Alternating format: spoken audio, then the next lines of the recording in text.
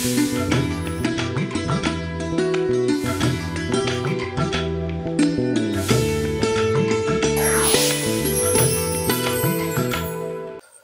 Hello నమస్తే నేను Hanumanth. Present మన సొసైటీని మన వ్యవసాయాన్ని గనక పరిశీలించినట్లయితే అత్యధిక మంది ఈ వ్యవసాయానికి ప్రకృతికి పల్లెలకు దూరంగా వెళ్తూ సంపాదనే ధ్యేయంగా ఆరోగ్యాన్ని సైతం లెక్క చేయకుండా ఉరుకుల పరుగుల జీవనాన్ని గడుపుతున్నారు. కానీ ఇలాంటి పరిస్థితుల్లో కూడా ప్రభుత్వ ఉపాధ్యాయుడిగా విధులు నిర్వహించి దేశంలోనే అత్యున్నతమైనటువంటి రాష్ట్రపతి అవార్డును స్వీకరించి అనేక రంగాలలో ప్రావీణ్యత పొంది ప్రశంసా పత్రాలు సన్మానాలను పొంది కూడా back to the roots back to the nature అనే విధంగా వారి నడకను సాగించిన పెంకి గౌరీశ్వరరావు గారిని కలిసి వారు ఏ ఉద్దేశంతో ఈ ప్రకృతి వ్యవసాయం వైపు మరలారు, అలానే ఈ ప్రకృతి వ్యవసాయ విధానంలో ఏ పంటలు ఏ విధంగా పండిస్తున్నారు అనే వివరాలు వారి మాటల ద్వారా తెలుసుకుందాం. గౌరీశ్వరరావు గారు విజయనగరం జిల్లా వంగర మండలం కొత్తవలస గ్రామానికి చెందినవారు. ఇప్పుడు వారిని కలిసి మనం పూర్తి వివరాలు తెలుసుకుందాం.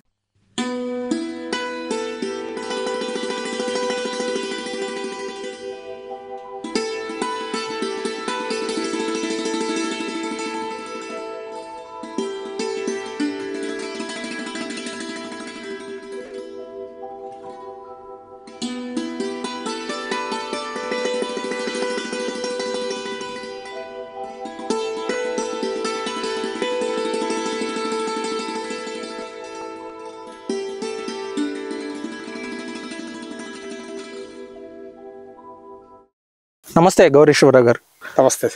మీ గురించి ఒకసారి క్లుప్తంగా తెలియజేయండి. అంటే మీరు ఏం చదువుకున్నారు, మీ కుటుంబ నేపథ్యం గురించి ఒకసారి చెప్పండి. నేను మా ఊరు కొత్తవలస గ్రామమే సార్. నేను ఎంఏ ఎంఈడి వరకు చదువుకున్నాను. స్కూల్ అసిస్టెంట్గా 35 సంవత్సరాలు పనిచేశాను. ఎంతో మందిని సమాజానికి ఉపయోగపడే భావి పరులుగా తయారు చేశాను సార్. అంటే మీరు కేవలం ఉపాధ్యాయుడే కాదు, మీలో మల్టీ టాలెంట్ ఉందనేది మాకున్న సమాచారం. అంటే మీరు వేటిలో ప్రావీణ్యం సంపాదించారు? నేను ఉపాధ్యాయుడిగా ఉంటూ సంఘసేవ కార్యక్రమాలు చేసేవాడిని. అంతేకాకుండా నాటక రంగంలో అనేక నాటకాలు, సాంఘిక నాటకాలు, సామాజిక చైతన్యవంతమైన నాటకాలు వేసేవాడిని. జన విజ్ఞాన వేదికనే దేశంలోని అత్యున్నతమైన సంస్థ సైన్స్ ఆర్గనైజేషన్. అందులో పనిచేసి మూఢనమ్మకాలకు వ్యతిరేకంగా అనేక కల్చరల్ ప్రోగ్రామ్స్ గట్రా దేశవ్యాప్తంగా మేము చేసాము. అక్షరాస్యత ఉద్యమంలో కూడా కీలకంగా పనిచేశాను సార్. మీరు అంటే ఉపాధ్యాయుడిగా ఉన్న మీకు దేశంలోనే అత్యున్నతమైనటువంటి రాష్ట్రపతి అవార్డును పొంది ఉన్నారు. అది ఏ విధంగా మీకు పొంది ఉన్నారు? ఉపాధ్యాయ వృత్తిలో పిల్లల్ని తీర్చిదిద్దే విధానంలో, వారికి ఆటపాటలతో లేకపోతే మంచి పౌరులుగా తీర్చిదిద్దే విధానంలో ప్రభుత్వాలు కొంతమందినే గుర్తించి అవార్డులు ఇస్తాయి సార్. ప్రస్తుతం ఇప్పుడు ముఖ్యమంత్రి గారి చేత రాష్ట్ర ఉత్తమ ఉపాధ్యాయుడు అవార్డు పొందిన తర్వాత మళ్ళీ దేశంలోనే అత్యున్నతమైన జాతీయ ఉత్తమ ఉపాధ్యాయ అవార్డుని తీసుకున్నాను సార్. కంగ్రాట్స్ అండి. చాలా అరుదుగా ఇట్లాంటి సంఘటనలు చూస్తుంటాం. అంటే మీరు 35 years అంటే ఒక ఉపాధ్యాయుడిగా మీ లైఫ్ని లీడ్ చేసిన తర్వాత ఈ ప్రకృతి వ్యవసాయం వైపు ఏ విధంగా మరలారు? అంటే ఏ ఉద్దేశంతో ఇటువైపు మీరు జర్నీ అనేది స్టార్ట్ చేశారు? సార్, ఉపాధ్యాయ వృత్తిలో ఉంటూ మేము మా గ్రామానికి దగ్గరలోనే నేను పనిచేసేవాడిని సార్. అయితే పొలాలు మాకున్నాయి. పొలాల్లో రైతులకు ఇచ్చేవాళ్ళం కానీ మాకు తృప్తినిచ్చేది కాదు. మళ్ళీ మా నాన్నగారితో కలిసి నేను అప్పుడు అంటే చదువుకునే రోజుల్లో వ్యవసాయం చేసేవాడిని. మాకు ఏరు, ఎడ్లు, ఆవులు ఉండేవి. ఆ విధంగా మా నాన్నగారు చేసిన తరువాత మరి ఇప్పుడు భూములన్నీ బీడు వారిపోయే పరిస్థితి, తర్వాత నిర్జీవం అయిపోయే పరిస్థితులు ఉన్నాయి. ఉపాధ్యాయ వృత్తిని అంటే ఉద్యోగ విరమణ చేసిన వెంటనే మళ్ళీ వ్యవసాయం చేయాలని, మళ్ళీ తోటలు, మా వ్యవసాయాన్ని మళ్ళీ నేను మామూలు నాన్నగారిలా చేయాలని, అటువంటి ఆహారాన్ని మేము మళ్ళీ మా కుటుంబం తినాలని వెంటనే మా గ్రామం వచ్చేసి ఈ వ్యవసాయాన్ని ప్రారంభించాను సార్.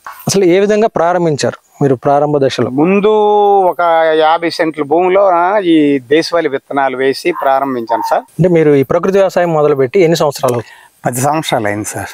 అంటే 10 years బ్యాక్ అంటే మనకి న్యాచురల్ ఫార్మింగ్ అంటేనే ఒక ఛాలెంజింగ్ టాస్క్. కానీ ఇలాంటి టాస్క్ని మీరు తీసుకున్నప్పుడు మొదట్లో అనేకమైనటువంటి డిఫికల్టీస్ ఫేస్ చేసి ఉంటారు. ఎలాంటి ఇబ్బందులు మీరు ఎదుర్కొన్నారు, వాటిని ఏ విధంగా అధిగమించారు? నేను మొదట వేసేటప్పుడు దిగుబడి తక్కువ వచ్చింది సార్. ఈ మామిడి ఇవన్నీ కూడా మామూలుగా దిగుబడులు బాగా తక్కువ వచ్చాయి. ఇది అవగాహన ఉండేది కాదు.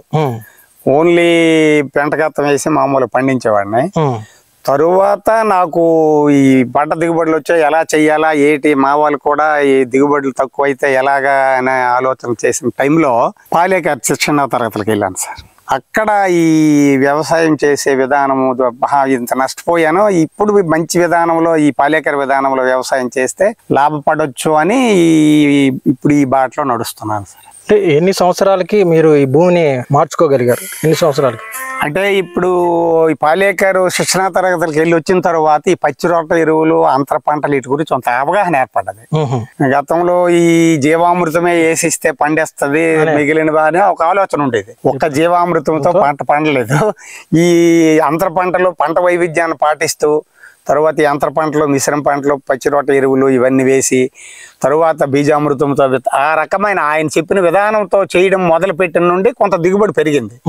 దిగుబడులు పెరిగాయి. తరువాత భూమిలో కూడా భూమి సారం పెరగడం ప్రారంభమైంది. భూమిలో ఏదైతే రసాయన ఎరువులు, పురుగు మందులతో నిస్సారమైన భూమి నేను ఈ స్టార్ట్ చేసిన అలా రాను రాను భూసారం పెరగడం ప్రారంభమై దిగుబడులు నాకు అలా కొంత కొంత కొంత కొంత సంతృప్తిని ఇస్తే ఆ బాటలో నడుస్తున్నాను అనమాట. అంటే ప్రస్తుతం అంటే మీరు ప్రకృతి వ్యవసాయం చేస్తున్న భూమి అంతా, వాటిలో ఏ ఏ పంటలు ఏ విధంగా పండిస్తున్నారు? నేను ఈ 2 ఎకరాలు మాగాని దేశవాళీ ధాన్యం పంటలే పండిస్తున్నాను. ఇప్పుడు మిట్టు 4 ఎకరాలలో ఈ మామిడి, జీడి, సపోటా ఇవన్నీ వేస్తూ ఈ ప్రకృతి వ్యవసాయ విధానంలో పండిస్తున్నాను సార్. పాలేకర్ చెప్పిన విధానంలో ఈ వ్యవసాయం ప్రధానంగా ఈ 3 వేశారు. అంటే మామిడి, జీడి మామిడి, సపోటా వేసాము. మధ్యలో ఈ అంతర పంటలు అంతర పంటలు వేస్తే ఈ భూమిలో కర్బన శాతం పెరిగి నాకు ఈ తోటలో కూడా మంచి దిగుబడులు వస్తున్నాయి సార్. అది ప్రస్తుతం ఉన్న మన వ్యవసాయాన్ని పరిశీలించినట్లయితే ఎక్కువ మంది అత్యధిక మొత్తంలో ఈ పురుగు మందులు కానీ, రసాయనిక ఎరువులు కానీ ఉపయోగిస్తున్నారు. వీటి వలన అంటే ఎలాంటి నష్టం అనేది ఉందని మీరు గ్రహించారు? ఎలాంటి ఉపద్రవం మనకి రాబోతుందని మీరు? సార్ దీనివల్ల మనకి మధ్యన 2014-15లో పార్లమెంట్ ఒక కమిటీ వేసింది సార్ ప్రభుత్వం. ఆ కమిటీ ఏంటి చెప్పిందంటే ఈ మనం పూర్తిగా మనం తినే ఈ రసాయన ఎరువులు, పురుగు మందులు రైతులు విచక్షణ రహితంగా అవసరానికి మించి వాడటం వల్ల పంట నీరు కాలుష్యమైంది, మన భూమి నిర్వీర్యమైంది, మన గాలి కాలుష్యమైంది, వాతావరణం భూగోళం వేడెక్కింది, ఆహారం విషమయమైంది. కాబట్టి దీనివల్ల మనం భవిష్యత్తులో బ్రతకడం కష్టమవుద్ది. అనారోగ్యకరమైన సమాజం ఏర్పడుతుంది. ఆరోగ్యవంతమైన యువతను చూడలేము సార్ ఇలాగే ఈ రసాయన ఎరువుల విధానాన్ని కొనసాగిస్తే. సో దీనికి నివారణ ఉపాయం ఏంటి? ప్రకృతి వ్యవసాయం ద్వారా పంటలు పండించి మళ్ళా పూర్వీకుల్లాగా సహజ వ్యవసాయం అంటారు సార్. దీన్ని సహజ వ్యవసాయం అని అంటారు. తర్వాత సాంప్రదాయ వ్యవసాయం అని కూడా అంటారు దీన్ని. మళ్ళీ పూర్వీకుల్లాగా గో ఆధారిత వ్యవసాయము అందరూ కూడా గ్రామాల్లో రిటైర్ అయిన ఉద్యోగులు కూడా ఆ పట్టణాల జీవన విధానాన్ని మాని మళ్ళీ వెనక్కి పల్లెలకు వెళ్ళి ప్రతి రిటైర్ అయిన ఉద్యోగి కూడా మళ్ళీ పల్లెలకు వెళ్ళి మళ్ళీ పొలం కాడీమేడి పడితేనే కానీ ఈ ప్రకృతి వ్యవసాయం చేస్తేనే కానీ మళ్ళీ వాతావరణం కానీ మన ఆరోగ్యాలు కానీ కలుషితం అనేది తగ్గదు సార్. ఇది మీరు అంటే ఇప్పుడు మనం ఉన్న ఫీల్డ్ వచ్చేసి మామిడి, సపోటా, జీడి మామిడి కనిపిస్తున్నాయి. దీని వయసు ఎంత? ఇది మామిడి 6 సంవత్సరాలు అయింది సార్. ఇది 6 సంవత్సరాలు అయింది. ఇప్పుడు మిగతా జీడి మామిడి, సపోటా కూడా అదే ఇవన్నీ ఒకేసారి వేసాం సార్. అంటే ఎకరానికి ఎన్ని మామిడి మొక్కలు వేశారు, ఎన్ని సపోటా వేశారు, ఎన్ని జీడి మామిడి ఎంత దూరంలో వేశారు? ఎకరాకి 60 మామిడి మొక్కలు వేసాం సార్. ఒక 30 చుట్టూ అనమాట మన చుట్టూ వేస్తాం. జీడు, సపోటా కూడా ఒక 20 మొక్కలు వేసాం సార్. ఎంత దూరం తీసుకున్నారు మీరు? అంటే దూరం అంటే ఇంచుమించు ఒక 15-20 మీటర్ల లోపల తీసుకున్నాం సార్. పెద్ద మొక్కల మధ్యలో ఈ సపోటా ఇవన్నీ మామూలు చిన్న చిన్న మొక్కలు వేసాం సార్. అంటే మామిడికిను జీడి మామిడికి మధ్యలో సపోటా ఇదిగోండి సార్. ఇది సపోటా. దీని వయసు ఎంత అండి? దీని వయసు 6 సంవత్సరాలు సార్. మరి అంటే ఈ తోట వేయాలనుకున్నప్పుడు నేలను ఏ విధంగా సిద్ధం చేశారు, ఏ విధంగా మొక్కలు అనేవి నాటారు? ఇవి ముందు ఒక 2-3 అడుగుల వరకు ముందు ఇవి తీసాం సార్, గాతలు అంటారు. గుమ్ములు తీసిన తర్వాత మట్టి, ఒండ్రు మట్టి, ఇసుక వేసాం సార్ అందులో ఆ గుమ్ముల్లోన. వేసిన తరువాత కొంత పెంటగత్తం వేసాం. లేకపోతే ఇసుక వేయకపోతే ఈ మొక్కలు అనేవి సెద వస్తాయి సార్. ఆ ఇసుక వేయడం వల్ల సెద రాదు. అది దానికోసం ముందు జాగ్రత్తగా ఒండ్రు మట్టి, ఇసుక, కొంత పెంటగత్తం కలిపి వేసాం సార్. అంతే. దానికి ఎటువంటి రసాయన ఎరువులు అంటే వేయలేదు. ఆ మొక్కతో పాటు వేశారు. మొక్క మొదలు వేసేటప్పుడు వేసాం అనమాట. వాటర్ మేనేజ్మెంట్ వాటర్ దీనికి డ్రిప్ ఉంది సార్, ఇక్కడ సోలార్ ఉంది, తర్వాత పైపులు ఉన్నాయి సార్. డ్రిప్ ప్రతి మొక్కకి డ్రిప్ ఇలాగా మొత్తం ప్రతి మొక్కకి డ్రిప్ పెట్టి 6 సంవత్సరాలు పెంచాం సార్. 6 సంవత్సరాలు పెంచిన తర్వాత ఇప్పుడు మరి నీరు అవసరం లేకపోతే ఆ డ్రిప్ పక్కన పెట్టి ఓన్లీ ఈ మామూలుగా ఇప్పుడు వర్షాధారంతో మొక్కలు నిలుస్తున్నాయి సార్. అంటే మొక్క నాటిన తర్వాత మొక్క హెల్దీగా పెరగటానికి నీరు అందే విషయంలో, ఎరువులు ఇచ్చే విషయంలో ఎటువంటి ఎరువులు అంటే సార్ దీనికి చుట్టూ గాడి కట్టి మన వర్షాకాలంలో ఆ గాడిలో జీవామృతం వేస్తాం సార్. అంతే, జీవామృతం వేస్తాం. తర్వాత ఈ చుట్టూ ఏదైతే 12 గంటలప్పుడు నీడ ఎక్కడ ఉంటుందో ఆ చుట్టూ గాడి కొడతాం సార్. ఆ మధ్యలో అక్కడ వరకే పిల్లవేలు ఉంటాయి సార్. ఆ పిల్లవేలు చుట్టూ మనం ఈ జీవామృతం జల్లుతాం అంతే. మరి అంతకంటే మరి ఎటువంటి రసాయనాలు కానీ పురుగు మందులు కానీ వాడలేదు సార్. ఓన్లీ ద్రవ జీవామృతం ద్రవ జీవామృతం ఇచ్చాము. ఇది పూత దశకు వచ్చేటప్పుడు పుల్లట మజ్జిగ స్ప్రే చేస్తాను. అది ఎందుకంటే పూత మాడిపోకుండా మంచి దిగుబడి రాగడానికి. మొక్క నాటిన తర్వాత చనిపోకుండా ఉండటానికి వాటర్ ని ఇచ్చే విషయంలో ఎంతకాలం మనం జాగ్రత్తగా ఉండాలి సార్? ఇప్పటి వరకు మేము జాగ్రత్తగా ఉన్నాం. ఈ ఏడాది తీసాం సార్ ఆ పైప్ లైన్లు.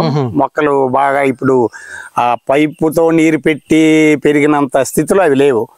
ఆ స్థితి దాటిపోయాయి కాబట్టి ఆ పైపులు ఈ ఏడాది పక్కన పెట్టాం సార్. మీరు మామిడి అన్నారు, అంటే మామిడిలో ఏ రకాలను మీరు నాటుకున్నారు? ఇందులో బంగినపిల్లి ఎక్కువ, కలెక్టర్ కొంచెము, సువర్ణ రేఖ కొంచెము, తర్వాత చెరుకు రసాలు ఇవే వాడాము సార్. అంటే ఏదో ఒక రకమని కాకుండా అంటే ఈ మల్టిపుల్ వెరైటీస్ ని తీసుకోవడానికి కారణం ఈ బంగినపల్లి మార్కెటింగ్ అవుద్ది. మిగిలినవన్నీ కూడా మరి కొంతమంది అడుగుతుంటారు. ఈ ఒక్క బంగినపల్లే కాకుండా లోకల్ వాళ్ళు కొంతమంది చెరుకు రసాలని, పనుకులని, తరువాత ఈ సువర్ణ రేఖ అని కొంతమంది అడుగుతారు. వారి కోసం కూడా ఒకే రకంగా కాకుండా 4-5 రకాలు పండిస్తే బాగుంటది. వాటి దిగుబడి విధానం ఎలాగ ఉంటుంది తెలుసుకోవడానికి కూడా ఇన్ని రకాలు వేసాం. అంటే రేటు వైజ్ చూసుకుంటే ఏది ఎక్కువ ధర పలుకుతుంది? బంగినపల్లి ఎక్కువ పలుకుతుంది. ఇక్కడ బాగా ప్రకృతి వ్యవసాయం చేస్తామని ఈ చుట్టుపక్కల గ్రామాలందరూ తెలుసు. ఇక్కడ మా తోట నుండి తీసుకెళ్లే పళ్ళు మాత్రం చాలా మంది కొంటారు సార్. 10 రూపాయలు ఎక్కువైనా ఈ పళ్ళు తీసుకుంటారు. మరి సపోటాలో ఏ వెరైటీ వేసారు? ఇది నాటు రకం సార్. ఈ సపోటా ఇవి బాగానే రుచిగా ఉంటాయని వేసాం సార్. అంటే ఇప్పుడు మీరు ఈ తోట వేసి 6 సంవత్సరాలు అయింది. వేసిన తర్వాత అంటే ఎన్ని ఇయర్స్ కి ఏమి స్టార్ట్ అయ్యాయి ఈ మూడిట్లో? సరిగా ముందు ఈ పనుకులు స్టార్ట్ అయ్యాయి సార్. పనుకులు మామిడి, తర్వాత జీడు లాస్ట్ ఎన్నిండి వస్తుంది. ఇవి 2 సంవత్సరాల నుంచే వస్తున్నాయి మామిడి. అంటే గ్రాఫ్టెడ్ వెరైటీస్. గ్రాఫ్టెడ్ వెరైటీ వస్తున్నాయి. సపోటా కూడా లాస్ట్ ఇయర్ నుండి వస్తున్నాయి. అంటే ఇది ఎక్కువ టైం పట్టడానికి కారణం అంటే మామిడి 2 సంవత్సరాలకే వస్తుంది అన్నారు, సపోటా ఎక్కువ టైం ఎందుకు పట్టింది? సపోటా ఇది కొంచెం లేట్ గా చేసాం సార్. ఇది వేసిన 1 ఇయర్ పోయిన తర్వాత వేసాం, అందుకు ఇది కొంచెం లేట్ గా వచ్చింది. మామిడిలో అంటే ప్రధానంగా ఎటువంటి తెగుళ్ళు, ఎటువంటి పురుగు అనేది మనకి పంట మీద ఎఫెక్ట్ చేస్తుంటది, వాటికి ఎటువంటి జాగ్రత్తలు మీరు తీసుకుంటున్నారు? మాకు తెగుళ్ళు లేవు, పెద్ద కనిపించలేదు సార్ తోటలకి. జనరల్ గా ఆకులు రంధ్రాలు పడిపోవడము తర్వాత ఇవన్నీ జరుగుతుంటాయి మిగిలిన తోటల్లో. కానీ మేము వేసిన నిండే వీటిని జీవామృతం ద్వారా తర్వాత భూమిలో ఇవన్నీ సహజ ఎరువు ద్వారా పండిస్తున్నాం కాబట్టి వీటికి ఇప్పుడు నాకు తెగుళ్ళు లేవు కనిపించలేదు సార్ ఈ తోటకి. మేము ఎటువంటి పురుగు మందులు కూడా వాడలేదు. అంటే మీకు ఈ పండు సమస్య కానీ దోమ సమస్య కానీ ఇలాంటివి మరి ఇప్పటి వరకు కనిపించలేదు సార్. ఏ ఫ్రూట్స్ ఏం డ్యామేజ్ అయితే ఏం చేయట్లేదు సార్. వీటివి గట్టిగా ఉంటాయి కాయలు, ఎందుకంటే ప్రకృతి వ్యవసాయం ద్వారా. తర్వాత ఈ భూమి కూడా ఇది ఎర్ర కంకర నేల సార్. ఇది రుచిగా ఉంటున్నాయి. తర్వాత ఎటువంటి కుళ్ళు టెంకి కుల్లడం కానీ అటువంటివి ఏవి లేవు సార్, చాలా బాగా ఉంటాయి. దీన్ని మేము ఆవకాయ తర్వాత ఈ పళ్ళు వీటిలో ఈ రూపంగా చూస్తుంటాం, మేము కూడా తింటున్నాం, ఆవకాయ చేసుకుంటాం, బాగానే ఉంటాయి ఇవి. మరి అంటే ఆల్రెడీ అంటే మీరు మొక్క నాటిన తర్వాత ఎంత కాలానికి ఎటువంటి ఎరువులను వీటికి అందిస్తున్నారు? మరి మేము ఈ నాటిన నుండి జీవామృతమే వేస్తున్నాం, ద్రవ జీవామృతము. అంటే మీరు మాటల్లో ఎక్కువ ద్రవ జీవామృతమే ఇస్తున్నాను అంతే. మరి అంతకంటే మరి ఎరువు ఏది వేయడానికి మరి ప్రకృతి వ్యవసాయం లేట్లేదు. ఒక్కొక్కసారి మా ఘనజీవామృతం మేము తయారు చేస్తాం సార్. ఆ ఘనజీవామృతం కూడా ఇక్కడ ఈ గాడీల్లో వేస్తున్నాం. ఘనజీవామృతం కూడా వేస్తున్నాం. తెగుళ్ళు రాలేదు. మళ్ళీ వేరేగా ఇటు మందులు కొట్టడానికి ఏమి అవసరం లేకుండానే తోటలు ఇప్పుడు ఆరోగ్యంగా కనిపిస్తాను. అంటే మరి అంటే ఏ సీజన్ లో మీకు పూత స్టార్ట్ అవుతుంది, అప్పుడు మీరు మనకి దిగుబడి ఎక్కువ రావడానికి ఎటువంటి చర్యలు చేపడుతున్నారు? సార్ మాకు జనవరి ఆ ప్రాంతం జనవరిలోనే ఇంచుమించు పూత వస్తుంది. పూత వచ్చేటప్పుడే మేము అంతా పూత బాగా వచ్చేటప్పుడు పుల్లటి మజ్జిగ రెడీ చేసుకుంటాం. పుల్లటి మజ్జిగ అలా స్ప్రే చేస్తుంటే ఆ పూత నిలబడుతుంది. చాలా మంది ఇప్పుడు చాలా తోటల్లో నేట అవుద్ది అంటే పూత మాడిపోయి రైతులకు నష్టం అవుతుంది. ఈ పూత మాడకుండా మీ మజ్జిగ కొట్టి ఈ పూత నిలబెట్టుకుంటే మాకు పంట వస్తుంది సార్. అది మధ్యలో ఈ పంట ఒకసారి పంట అయిపోయిన తర్వాత ఈ జడ్లో ట్రూనింగ్ విధానాన్ని పాటిస్తాం సార్. ఈ తూర్పు పడమర ఉన్న వైపు జడ్లలో కట్ చేస్తాం. కట్ చేసిన తర్వాత ఏ విధంగా అంటే ఇప్పుడు ఇదిగోండి సార్, దీన్ని కట్ చేసాము. ఇటువైపు అటువైపు దక్షిణ ఉత్తరలో జడ్లు ఉన్నాయి. ఇటువైపు అటువైపు తూర్పు వైపు పడమర వైపు ఈ జడ్లు కట్ చేసాం. అన్ని చెట్లకి ఇలా కట్ చేస్తే సూర్యరశ్మి తూర్పు నుండి మళ్ళీ పడమరకు వస్తుంటది, పడమర నిలుస్తుంటది. కాబట్టి ఈ తూర్పు పడమరల వైపే ట్రూనింగ్ చేస్తాం సార్. ఇవి మళ్ళీ చిగుర్లు పెట్టి మళ్ళా మంచి బాగా రేపు పూత బ్రాంచెస్ ఎక్కువ వచ్చి మళ్ళీ కాపు బాగా వస్తుంది సార్. ఇది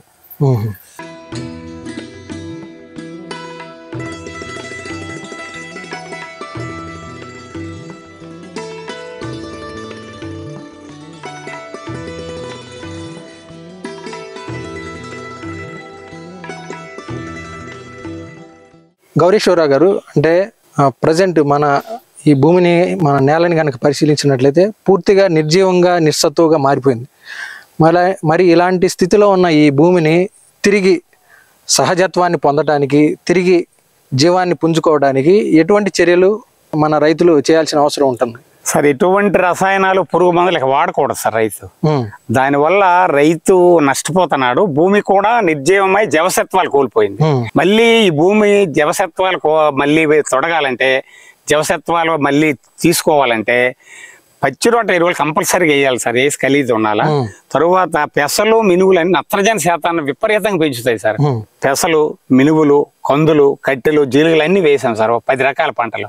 ఇందులోన ఒక పంట వేళ్ల నుండి వచ్చే పోషకాలు ఇంకో పంట తీసుకొని సహజత్వాన్ని పొందుతాయి అటివి. దీనివల్లే మళ్ళీ భూమి మళ్ళీ సారవంతం అవుతుంది సార్.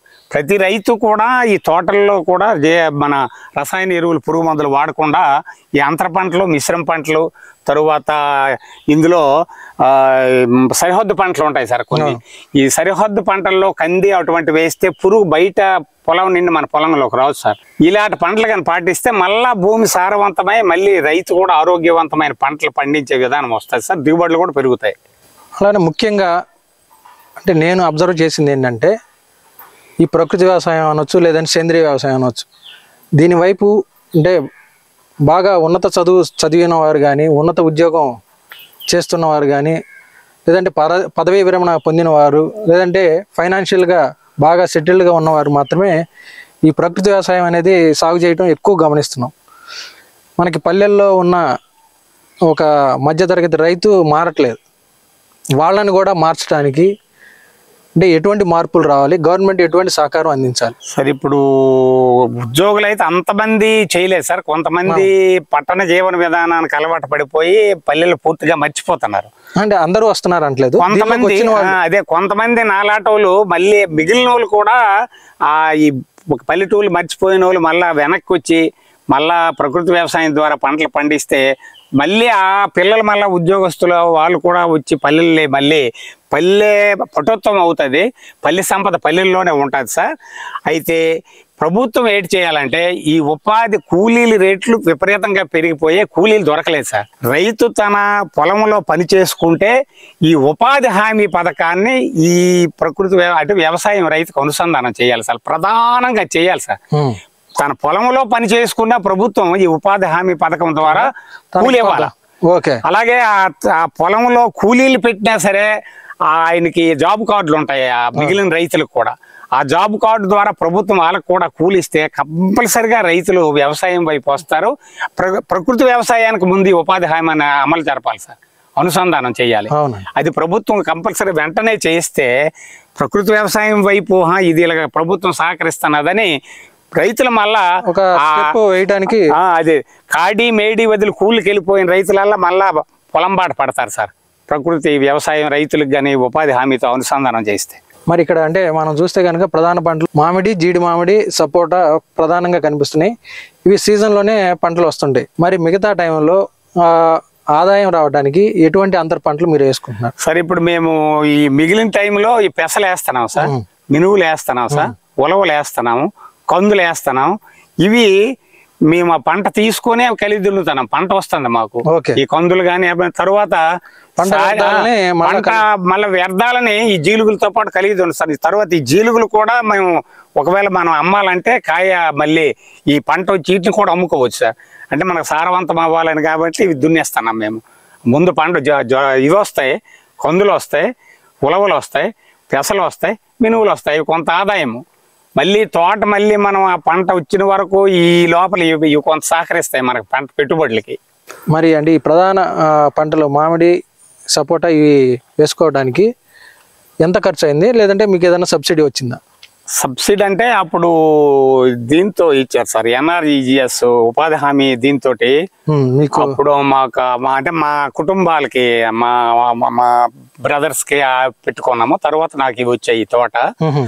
అవి మొక్కలు అవి అప్పుడు సబ్సిడీ అప్పుడు ఇచ్చింది కదా, ఇప్పుడు కూడా ఇస్తున్నారు. మొక్కలు పెంచిన వాళ్ళకి ప్రభుత్వం సబ్సిడీ ఇస్తుంది. ఈ అన్ని మొక్కలు కూడా అప్పుడు అంటే మా అన్నదమ్ములు అందరం కలిసి ఉండే వాళ్ళము, వాళ్ళకి ఉండేవి అనమాట వైట్ కార్డులు. అందరం కలిసి తరువాత మేము పంచుకునేటప్పుడు నాకు ఇది వహించారు కాబట్టి నేను ఇది తీసుకున్నాను. అది డ్రిప్ గానీ లేకపోతే ఇవన్నీ కూడా వారి ద్వారా వచ్చాయి సార్. అవి అంటే మీకు అంటే దాదాపుగా దీనికి అవసరమైన పెట్టుబడి అంతా గవర్నమెంట్ అప్పుడు మొక్కలు ఇచ్చారు. తరువాత ఈ ఉపాధి హామీతో కొంత పని చుట్టూ ఇప్పుడు కూడా వీటికి ఉపాధి హామీ శాంక్షన్ అయింది సార్. చుట్టూ ఇది గొట్లు వేస్తున్నాం. అంటే ఈ చుట్టూ ఇది మామూలుగా కంచెలు వేస్తాం సార్. ఇప్పుడు ఉపాధి హామీ శాంక్షన్ చేయించాం. వీటికి 2 అడుగుల లోతున చుట్టూ గాని ఇది తవ్వితే అంటే గుమ్మి తవ్వితే నీరు నిలబడి భూమిలో నీటి నిల్వ పెరిగి తేమ శాతం పెరుగుతుంది అన్నమాట తోటలకి. అంటే ఎవరన్నా ఆసక్తి కలిగిన వాళ్ళు అంటే ఈ విధంగా వేసుకోవాలని అనుకుంటే వాళ్ళకి అర్హత ఏమేమి ఉండాలి? సొంత భూమి ఉండాలా, వైట్ రేషన్ కార్డు ఉండాలా, తర్వాత దానికి జాబ్ కార్డు ఒకటి ఉండాలా. మనకి అంటే ప్రకృతి వ్యవసాయానికి మూలం గోమాత, గోవు అంటున్నారు. మరి అంటే మీరు ఈ ప్రకృతి వ్యవసాయానికి ఏమైనా ఆవులను తీసుకున్నారా? సార్ మేము ఒక దేశవాళీ ఆవుని ఉంచాము సార్. మేము ఇక్కడే ఉంది. ఈ దేశవాళీ ఆవు అనేది అవసరం సార్. పాలేకర్ గారు కూడా ఒక దేశవాళీ ఆవుతో 30 ఎకరాలు పండించవచ్చు అన్నారు. మేము కూడా ఒక దేశవాళీ ఆవు ఉంది. ఆ ఆవు పేడ మూత్రంతో ఈ జీవామృతం మేము తయారు చేసుకొని పొలానికి వేస్తున్నాం.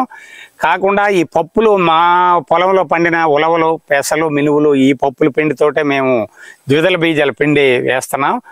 బెల్లంకు బదులుగా తాటి పళ్ళు వాడుతున్నాం సార్. తాటి పళ్ళుతో ఈ ద్రవజీవామృతం చేసి ఇప్పుడు వరి పంటకు కూడా అదే వేస్తున్నాం. అది చాలా బాగా బెల్లంకు బదులు ఈ తాటి పళ్ళు అనేవి మాకు ఉపయోగపడుతున్నాయి సార్. అంటే బెల్లం కొనాల్సిన అవసరం అంటే రైతుకి జీరో బడ్జెట్ అంటే ZBNF అంటారు దీన్ని, జీరో బడ్జెట్ నేచురల్ ఫార్మింగ్ అనే దానికి ప్రకృతిలోని వనరులతో తన చుట్టుపక్కల ఉన్న ప్రాంతంలోని వనరులతో రైతులు ఎటువంటి బయట నుండి ఏవి కొనకుండా వాడుకునే విధానాన్ని మేము పాటిస్తున్నాం. మరి అంటే మీ పదవీ విరమణ అనంతరం ఈ ప్రకృతి వ్యవసాయం మొదలుపెట్టారు.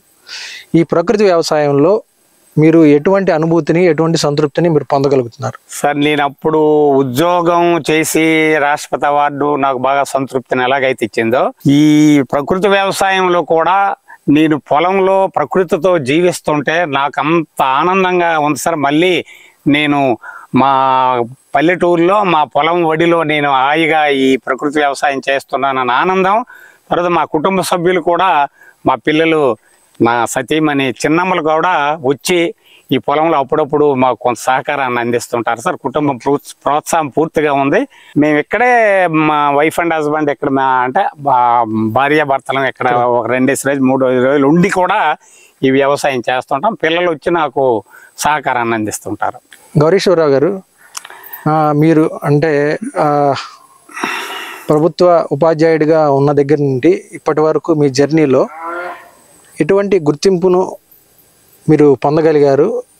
అలానే ప్రస్తుతం అంటే మీ ప్రకృతి వ్యవసాయంలో మీరు ఇంకా ఎటువంటి యాక్టివిటీస్ మీరు చేస్తున్నారు? సార్ ఇప్పుడు నేనైతే నా జర్నీలో నేను ఒక ఆర్టిస్ట్ని సార్. మంచి కల్చరల్ ప్రోగ్రామ్స్ అవి వేస్తుంటాను, పాటలు అవి రాస్తుంటాను. అక్షరాస్యత ఉద్యమంలో మేము చాలా ఎక్కువ పనిచేశాను సార్. అప్పుడు మనకి నిరక్షరాస్యత ఉద్యమం అక్షర క్రాంతి అనే ఉద్యమం జరిగింది. అందులో నాకు ఎక్కువ భాగము కల్చరల్ ప్రోగ్రామ్స్కి ప్రభుత్వం నన్ను ప్రోత్సహించింది. తర్వాత అనేక సాంఘిక నాటకాలు, చైతన్యవంతమైన నాటకాలు వేసి నంది అవార్డులు కూడా తీసుకున్నాను సార్. కొన్ని సినిమాలు కూడా, అమృత భూమి సినిమా ప్రకృతి వ్యవసాయానికి సంబంధించిన సినిమాలో రైతుగా నటించాను. తర్వాత అంతేకాకుండా at the rate of the Pathala Bhairavi, at the rate of Pathala Bhairavi, 0 అవరు, అలాగే 2-3 సినిమాల్లో నటించిన అవి కూడా రిలీజ్ అయ్యాయి. అంతేకాకుండా సంఘ సేవలో కూడా అనేక కార్యక్రమాలు సమాజానికి దగ్గరగా జీవిస్తూ ప్రకృతికి దగ్గరగా ఈ వ్యవసాయంలో నేను సహజీవనం చేస్తున్నాను సార్. ఎందుకంటే మేము విన్నాము, మీరు ఈ మధ్య ఈ పాఠ్యాంశాలలో కూడా ఈ వ్యవసాయం గురించి, ప్రకృతి వ్యవసాయం గురించి కొన్ని మీ స్క్రిప్ట్ అనేది మీరు రాస్తున్నట్టుగా తెలిసింది. అదేంటి? అవును సార్, ఇది ఎన్సీఆర్టీ వాళ్ళు వచ్చే ఏడాది నుండి అంగన్వాడీ నుండి యూనివర్సిటీ వరకు ఈ ప్రకృతి వ్యవసాయ విధానాలని పాఠ్యాంశాలుగా ప్రవేశపెడుతున్నారు. అందులో జట్టు సంస్థ అని, తోటపల్లి జట్టు సంస్థ ద్వారా ఈ పాఠ్యాంశాలు రాయిస్తున్నారు సార్. అందులో 13 రచయితలు ఈ పాఠ్యాంశాలు రాస్తున్నాం. నేను కూడా ఇప్పటి వరకు ఒక బుక్ తయారైంది. అంటే అంగన్వాడీ ప్రైమరీ 1, ప్రైమరీ 2 తయారైంది. అది రేపు జట్టు సంస్థ ద్వారా పార్వతీపురం జిల్లా కలెక్టర్ గారు ఆవిష్కరణ చేస్తున్నారు. తరువాత ఇంకా మిగిలిన 10th క్లాస్ వరకు ఈ పాఠ్యాంశాలు రాసే విధానాన్ని మేము 13 మంది రచయితలను కూడా డిస్కస్ చేసుకొని మళ్ళీ ఈ విద్యార్థుల ద్వారా విద్యార్థులకు ముందు చైతన్యపరిచి ఇది ప్రకృతి వ్యవసాయం చేయడం చాలా సులువు, ఈ ఆహారం మా భవిష్యత్తుకి ఇది అవసరమని విద్యార్థుల ద్వారా ముందు వారిని చైతన్యపరిచి ఆ తరువాత తల్లిదండ్రుల వద్దకు ఈ వ్యవసాయాన్ని తీసుకెళ్ళడానికి ప్రభుత్వం కూడా ఈ పాఠ్యాంశాలు రాయిస్తున్నది. నేను ఆ పాఠ్యాంశాలు రాయడానికి నేను ఒక రచయితను సార్. అది నాకు ఎంతో సంతృప్తినిస్తుంది. అక్కడ జట్టు సంస్థలో ప్రతి ఆదివారం ఈ పాఠ్యాంశాలు రాయడానికి మేము వెళ్తుంటాం సార్. ఓకే, విద్యార్థి దశలోనే ఈ పాఠ్యాంశాల ద్వారా ఈ ప్రకృతిని గురించి, ఈ ప్రకృతి వ్యవసాయాన్ని గురించి వారికి జ్ఞానాన్ని మనం అందించడం అనేది ఇప్పటి పరిస్థితుల్లో అనివార్యం. దీనికి మీ వంతుగా ఈ కృషి చేస్తున్నందుకు చాలా సంతోషంగా ఉంది. అలానే ఈ ప్రకృతి వ్యవసాయంలో ఈరోజు మామిడి, జీడి మామిడి, సపోటా, ఇంకా అంతర పంటల గురించి మీ అనుభవాల గురించి తెలియచేశారు. మీకున్న ఈ 4 ఎకరాల భూమిని సాగు చేయడానికి ఎంతమంది వర్కర్స్ అవసరం అవుతున్నారు? పెద్దగా పని వాళ్ళు అవసరం ఉండదు సార్. మేము దున్నేటప్పుడు ఏరుతో దున్నుతాము, నాగలితోటి దున్నేటప్పుడు అవుతారు. విత్తనాలు కొనుక్కుంటాము. తర్వాత ఎరువులు ఏవి కొనం, రసాయన ఎరువులు ఎటువంటి కొనం. కాబట్టి కూలీలు ఈ పెసలు తీయటానికి, మినుగులు తీయటానికి, ఉలవ చేను తీయటానికి కొంచెం ఖర్చు అవుతుంది సార్. అలాగే మామిడి తోటలు కూడా ఒక మనిషిని కాపలా పెడతాం, ఆయనకు కొంత డబ్బులు ఖర్చు. మీకు ప్రధాన పంట నుంచి కానీ అంతర పంటల ద్వారా 4 ఎకరాల మీద ఎంత ఆదాయం మీకు తీసుకోగలుగుతుంది? ఇప్పుడు మొక్క తోటలు కాబట్టి 1 లక్ష రూపాయల వరకు వస్తుంది. ఇంకా మొక్కలు పెరిగితే ఆదాయం పెరిగే అవకాశం ఉంది. మనం తరువాయి భాగంలో మీ వరి సాగును గురించి తెలుసుకుందామండి. ఇప్పటి వరకు ధన్యవాదాలు. ఈ వీడియో మీకు నచ్చితే లైక్ చేయండి, ఇతరులకు షేర్ చేయండి. వీడియోపై మీ అభిప్రాయాన్ని కామెంట్ రూపంలో తెలపండి. మరిన్ని వ్యవసాయ వీడియోల కోసం రైతు నేస్తం యూట్యూబ్ ఛానల్ ని సబ్స్క్రైబ్ చేయండి. పక్కనే ఉన్న గంట సింబల్ నొక్కి నోటిఫికేషన్స్ ద్వారా తాజా వీడియోల సమాచారం పొందండి.